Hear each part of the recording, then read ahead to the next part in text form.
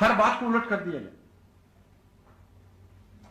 اب یہ پاکستان احمدیوں کو کہا جا رہا ہے کہ وطن چھوڑ دو، اور پھر اگلی بات ورنہ کلمہ پڑھ دو، انا للہ و انا الیہ راجعون. کلمہ پڑھنے کے نتیجے میں تو مارے جا رہے ہیں بیچارے. اس جرم میں تو وہ سزائیں دیے جا رہے ہیں کہ کلمہ کیوں پڑھتے ہیں. اسی جرم کی سزا پاداش میں جیلیں بھر رہے ہو تم کہ احمدی کلمہ کیوں پڑھتے ہیں اور سیاہیاں پھروا رہے ہو. یہ وہ اسلامی حکومت ہے جو اسلام کے نام پر قائم کی گئی تھی اور اب اسلام ہی کے نام پر کلمے مٹانے پر میں لگی ہوئی. ہر ڈاک میں ایسی اطلاعیں آتی ہیں کہ حکومت کے کرندے جن کو حکومت کے افسران نے مجبور کیا ہے حکمن جاتے ہیں اور بعض دفعہ روتے ہیں وہاں احمدیوں کے سامنے کہ ہم مجبور ہیں، ہمیں ہماری نوکری کا سوال ہے. لیکن مشرک ہو چکے ہیں، خدا کی پرواہ نہیں کرتے، بندے کی نوکری کا سوال ہے، اس لیے اپنے ہاتھوں سے وہ کلمہ مٹانے لگ جاتے. تو کلمہ مٹانے والے تو تم ہو، کلمے کو سینے سے لگانے والے تو ہم ہیں.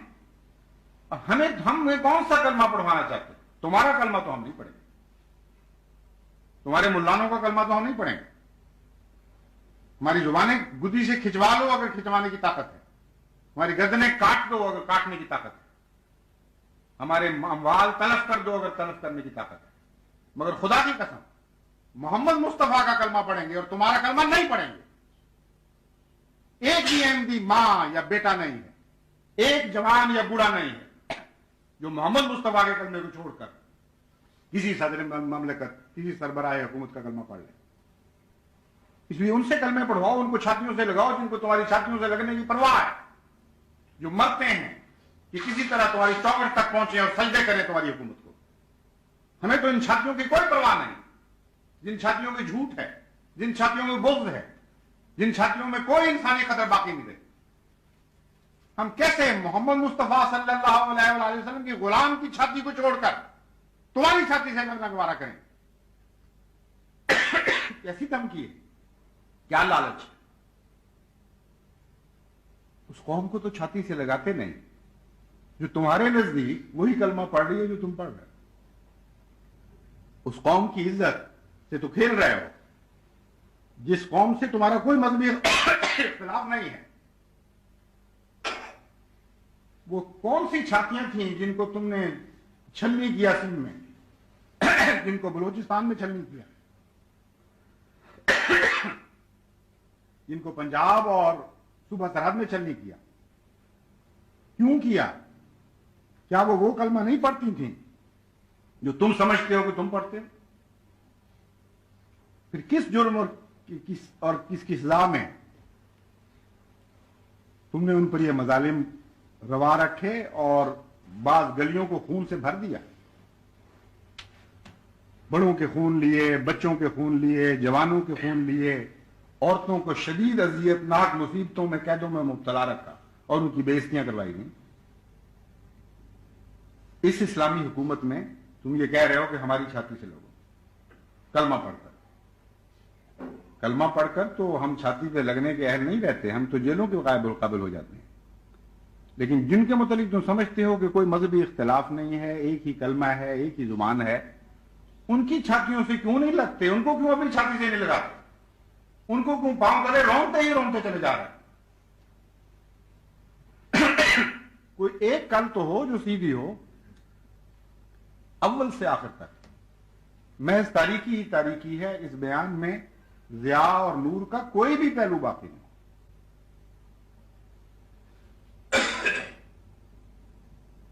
اللہ تعالیٰ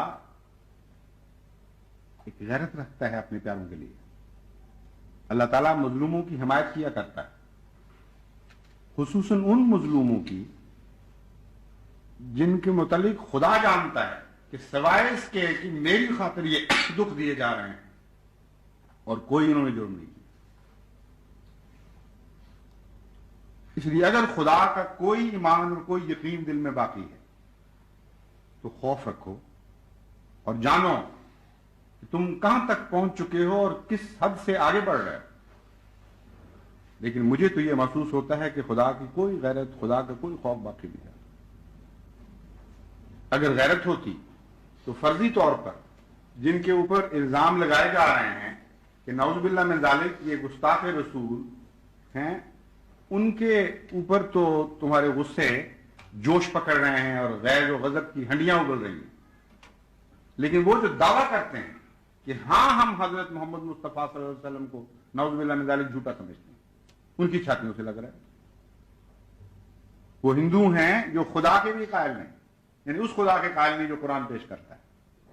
فرضی جھوٹے خدا ہزاروں لاکھوں کی تعداد میں انہوں نے بنائے ہوئے ہیں، ان میں سے کوئی فوت ہو جائے تو کئی دن سوگ منائے جاتے ہیں ملک میں، ان سے مسافہ کرنے میں فخر کیا جاتا ہے۔ وہ عیسائی جو حضرت صلی اللہ علیہ وآلہ وسلم کو مفتری قرار دیتے ہیں، ان کی چھاتیوں سے لگتے ہو، ان کے ہاتھ کی روٹی کھاتے ہو، ان سے خیرات مانگتے ہو اور فخر سے اعلان کرتے ہو کہ ان عیسائی ممالک نے ہمیں اتنی خیرات دینے کا اعلان کر دیا۔ کہاں جاتی ہے اس وقت غیرت محمد مصطفیٰ صلی اللہ علیہ وسلم؟ غیرت کے اظہار کے لیے عشاق رسول ہی رہ گئے ہیں۔ جو دشمنان رسول ہیں، جو کھلم کھلا گالیاں دیتے اور جھوٹا اور مفتری سمجھتے ہیں، ان کے لیے تمہاری کوئی غیرت جوش میں نہیں آتی۔ اور جو خدا کے دشمن ہیں، ان کی چھاتیوں سے کبھی جا کے لگتے ہو۔ وہ چینی جو معززین آتے ہیں، وہ تو خدا کی ہستی کے قائل ہیں، کوئی غیرت نہیں ہے خدا۔ اس لیے ان باتوں کے پیش نظر مجھے یہ یقین کرنے کی کوئی بھی وجہ نہیں کہ ایسے لوگ خدا یا رسول کی محبت یا سچی غیرت رکھتے ہوں، کیونکہ ان کا عمل ان غیرتوں کو جھٹلا رہا ہے، کوئی بھی واسطہ نہیں رہنے دیتا ان کے ساتھ۔ اس لیے پھر کس کا واسطہ ہم تمہیں دیں؟ کس کے خوف سے ڈرائیں؟ اس کے خوف سے جس کا خوف بالائے طاق رکھنے کے بعد تمہیں حرکتوں پر آمادہ ہو۔ اس کی محبت کا واسطہ دیں جس کی محبت سرے سے تمہارے دلوں میں داخل ہی نہیں ہوئی۔ لیکن پھر بھی تم مانو یا نہ مانو، قرآن کا کلام جس طرح پہلے سچا تھا اس طرح آج بھی سچا ہے، جس طرح آج سچا ہے اس طرح کل بھی سچا ثابت ہوگا۔ فرعین کے مظالم اور بڑے بڑے بد کردار اور متکبرین کے مظالم کا ذکر کرتے ہوئے قرآن کریم کئی قسم کی آفات کا ذکر کرتا ہے جنہوں نے ایسے لوگوں کو گھیر لیا، جو زمینی بھی تھیں اور سماوی بھی تھیں۔ کچھ ایسی بھی تھیں جن میں بندوں کا دخل نہیں تھا اور محض وہ آسمان سے نازل ہوئیں یا زمین سے پھوٹی، اور کچھ ایسی بھی تھیں جن میں بندوں کا بھی دخل تھا اور بندوں کو استعمال کیا گیا۔ ان کا ذکر کرتے ہوئے قرآن کریم آئندہ کے بارے میں ایک ایسی پیشگوئی فرماتا ہے جو بعین ہی ان حالات پر پوری لگتی ہوئی دکھائی دیتی ہے۔ ایک کہنے والے کی زبان سے قرآن کریم یہ کہلاتا ہے، وَيَا قَوْمِ إِنِّي أَخَافُ عَلَيْكُمْ يَوْمَ التَّنَادِ، کہ اے میری قوم، میں تم پر ایک ایسے عذاب سے بھی ڈرتا ہوں جو تمہیں آ لے گا، جس کی شکل صورت یہ ہوگی کہ اہل وطن ایک دوسرے کو تمہارے خلاف مدد کے لیے پکاریں گے۔ یوم التناد، تناد اس کو کہتے ہیں جب شور پڑ جائے اور واویلا شروع ہو جائے، اور وہ لوگ جو پاکستان پنجاب کے دیہات سے خصوصاً واقف ہیں